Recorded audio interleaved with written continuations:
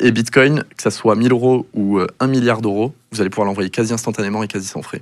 Je pense que le banquier te dit asseyez-vous là, monsieur, il y a des gens qui arrivent. Si tu veux envoyer ça. Mais c'est vrai, c'est très contrôlé. Hein. Les déplacements financiers, c'est pour ça qu'ils ont abaissé le cash. Ouais. C'est justement pour pouvoir mieux contrôler les flux, les achats. On n'a plus le droit de rien payer en cash au-dessus de 1000 € dans une boutique même. Ils n'ont pas le droit de le faire. Et l'Ukraine, c'est un exemple parmi tant d'autres, mais dans plein de pays où il y a soit des problèmes de censure financière, c'est-à-dire envoyer de l'argent, c'est pas possible parce que le gouvernement est autoritaire, il ne le permet pas. Ou il y a aussi, parce que Bitcoin permet de placer de l'argent sur Internet et de protéger son épargne. Donc il y a aussi ce sujet il y a plein de pays comme le Venezuela, le Liban, où il y a ce qu'on appelle l'hyperinflation. On a vu la monnaie, elle vaut plus rien, les gens la jettent dans la rue. Et ben le Bitcoin, ça a été un peu une roue de secours pour des millions de personnes. Donc en fait, pour plein de situations de crise, et ça, on se dit mais ça me concerne pas. Il faut savoir que la moitié de la population dans le monde vit de l'hyperinflation.